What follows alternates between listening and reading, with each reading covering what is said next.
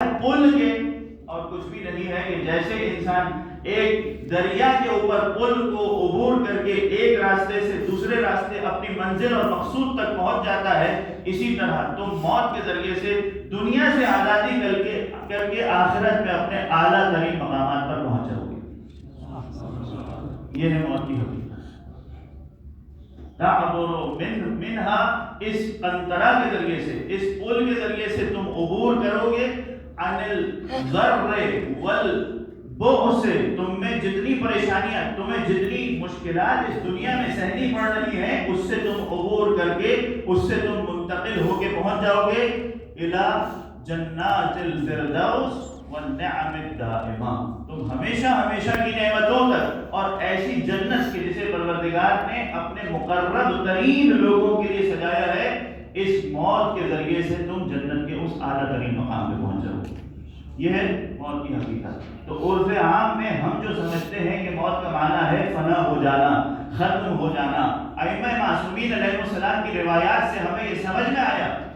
کہ موت اصل میں پروردگار سے ملاقات کرنے کی جگہ ہے، خدا کی بارگاہ میں حاضر ہونے کا مقام ہے۔ یہی چیز اس آیت کے آخر میں بھی آئی، کل نفس ذائقۃ الموت، ہر نفس کو موت کا ذائقہ چکھنا ہے، ثم الینا ترجعون، اس کے بعد تم سب کو ہماری بارگاہ میں پلٹایا جائے گا۔ ثم آپ جانتے ہیں کہ عطف کے لیے آتا ہے، کچھ وقفے کے ساتھ، کچھ مہلت کے ساتھ۔ یہ جو موت ہے، یہ جس موت کا تمہیں ذائقہ چکھنا ہے، اس کے بعد ہوگا کیا؟ اس کے بعد حقیقت میں تم منتقل ہو کر ہماری بارگاہ میں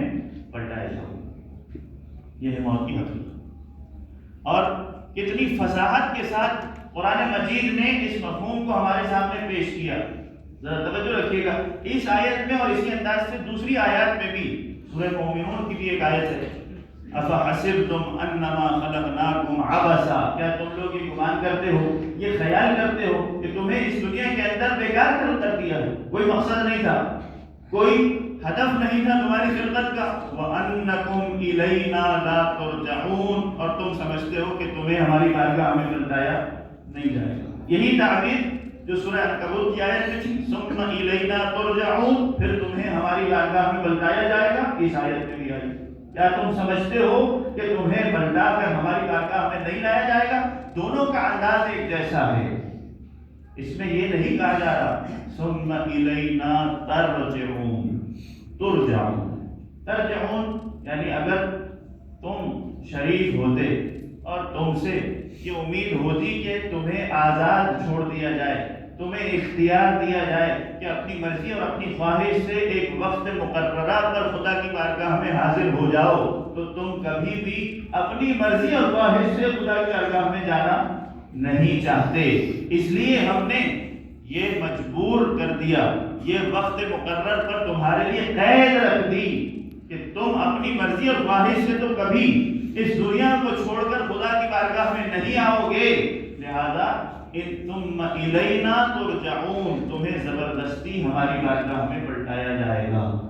یہ کون لوگ ہیں کہ جو خدا کی بارگاہ میں نہیں جانا چاہتے؟ کچھ ایسے ہوتے ہیں کہ جن کو زبردستی پلٹایا جاتا ہے، اور کچھ ایسے ہیں کہ جو شوق شہادت میں خدا کی بارگاہ میں خدا سے ملاقات کرنے کے اتنے مشتاق ہوتے ہیں کہ سورہ بقرہ کی آیت نے کہا وَبَشِّرِ الصَّابِرِينَ الَّذِينَ إِذَا أَصَابَتْهُمْ مُصِيبَةٌ، اے رسول ان صابرین سے یہ بشارت دے دیجئے، یہ خوشخبری دے دیجئے کہ جب بھی ان پر کوئی مصیبت پڑتی ہے تو یہ خود اپنی زبان سے اقرار کرتے ہوئے کہتے ہیں کہ ہم اللہ کے لیے ہیں، انا للہ وانا الیہ راجعون، ہم اللہ کے لیے ہیں اور ہم خود اپنی مرضی سے خدا کی بارگاہ میں جانے والے ہیں۔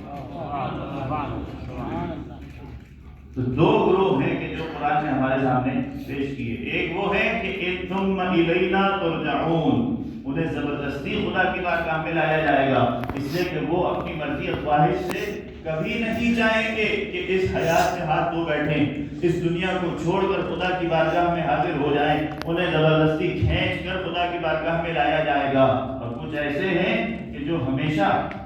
متمنی ہیں شوق شہادت کے، وہ چاہتے ہیں کہ کب ہمیں موت آئے اور کب ہم خدا کی بارگاہ میں حاضر ہوں۔ کتنا لطیف وہ نقطہ ہے کہ جو حضرت ابراہیم علیہ السلام سے فرشتے نے، ملک الموت نے آ کر خدا کی وحی کے طور پر پہنچایا۔ بڑا معروف قصہ ہے، آپ سب سنتے رہتے ہیں، روایات میں موجود ہے کہ جب حضرت ابراہیم کا وقت آخر آیا، ملک الموت حاضر ہوتا ہے، حضرت ابراہیم کیا سوال کرتے ہیں کہ کیا تم کوئی پیغام لے کر آئے ہو یا مجھے لینے کے لیے آئے ہو؟ ملک الموت نے کہا کہ آپ کا وقت آ چکا ہے، اپنے پروردگار کی بارگاہ میں پہنچنے کے لیے تیار ہو جائیے، پروردگار کی ندا پر لبیک کریے۔ اس وقت حضرت ابراہیم نے کیا کہا تھا کہ جاؤ جا کر خدا سے کہہ دو کہ کیا کوئی حبیب اپنے حبیب کو بھی موت دیا کرتا ہے؟ کیا کوئی دوست اپنے دوست کو کبھی مارا کرتا ہے؟ یہ کیسی پروردگار کی محبت ہے، یہ کس طرح کی دوستی ہے کہ پروردگار اپنے دوست کو موت دینا چاہتا ہے۔ یہ پیغام دیا ابراہیم نے ملک الموت کو، اور ملک الموت پہنچا خدا کی بارگاہ میں، کہا اے پروردگار تو نے تو مجھے ابراہیم کی روح قبض کرنے کے لیے بھیجا تھا، لیکن انہوں نے یہ پیغام دیا، کیا کبھی کوئی دوست کسی دوسرے دوست کو موت دیا کرتا ہے، اسے مار دیا کرتا ہے؟ تو پروردگار کی طرف سے جواب آیا، اے ملک الموت جاؤ جا کر ابراہیم سے کہہ دو کہ کیا کبھی کوئی دوست اپنے دوست کی ملاقات سے گھبرایا کرتا ہے؟ کبھی کوئی ایسا دوست بھی دیکھا ہے کہ جو دوستی کا محبت کا دعویٰ کرتا ہو اور اس کے بعد جب دوست اسے اپنے پاس بلا رہا ہو، اپنے گھر اپنے بارگاہ میں دعوت دے رہا ہو، تو وہ کہے کہ میں تمہارے پاس نہیں آنا چاہتا؟ جاؤ ابراہیم کو جا کر یہ پیغام دو۔ اور بعض روایات میں ہے کہ اس کے بعد ابراہیم نے فوراً ملک الموت سے کہا کہ اب میری روح کو قبض کر لو، میں خدا کی بارگاہ میں جانا چاہتا ہوں۔ صلوات پڑھ دیجیے محمد اور آل محمد۔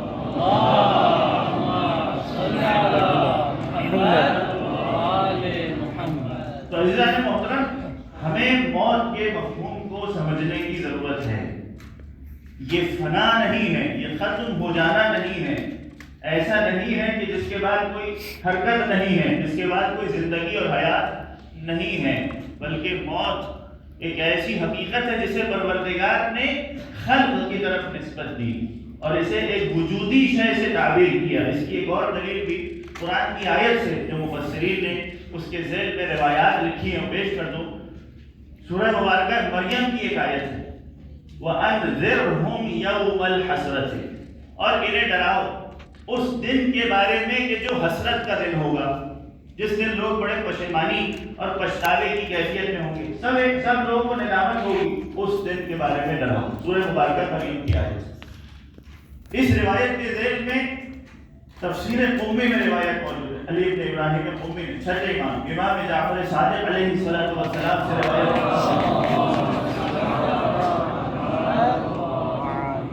کہ جب سارے اہل جنت میں داخل ہو جائیں گے اور تمام اہل نار دوزخ میں چلے جائیں گے، اس کے بعد ینادی منادن، ایک ندا آئے گی، اتعرفون سورۃ الموت، اے لوگوں کیا تم موت کی شکل و صورت، اس کی حقیقت، اس کے جسم کو جانتے ہو، اسے پہچانتے ہو کہ موت کیا ہے؟ سب کہیں گے اے پروردگارا، ہم نے تو کبھی موت کو ایک جسمانی شکل کے اندر، ایک صورت کے اندر نہیں دیکھا، کیا اس کی بھی کوئی شکل ہوتی ہے، اس کی بھی کوئی صورت ہوتی ہے؟ امام فرماتے ہیں جیسے ہی اہل محشر یہ کہیں گے کہ پروردگارا ہم نے کبھی موت کو نہیں دیکھا، تو اس وقت میدان حشر میں ایک خوبصورت حسین اور جمیل گوسفند بھیڑ کو لایا جائے گا، امام فرماتے ہیں، اور اس کے بعد پروردگار ملائکہ کو امر کرے گا، ملائکہ کو حکم دے گا کہ اس بھیڑ کو ذبح کر دو۔ کہا جائے گا کہ یہ ہے موت، اور اس موت کو اہل جنت اور اہل جہنم کے سامنے ذبح کر دیا جائے گا۔ جب اسے ذبح کر دیا جائے گا، اسے قتل کر دیا جائے گا، اس کا خون بہنا شروع ہوگا، تو اس وقت پروردگار کی طرف سے ندا آئے گی، اہل الجنت خلود لا موت ابدا، اے جنت والوں اب جنت میں ہمیشہ ہمیشہ رہو، تمہیں کبھی موت نہیں آنے والی، اس لیے کہ موت کو ذبح کر دیا گیا ہے۔ اے جہنم والوں اب تمہیں بھی ہمیشہ ہمیشہ جہنم میں رہنا ہے، اب کبھی تمہیں بھی موت نہیں آنے والی ہے، اسی عذاب کا ہمیشہ مزہ چکھتے رہو۔ تو یہ ہے موت، ہمیں یہ سکھایا جا رہا کہ یہ کوئی عذابی شے نہیں ہے، یہ وجود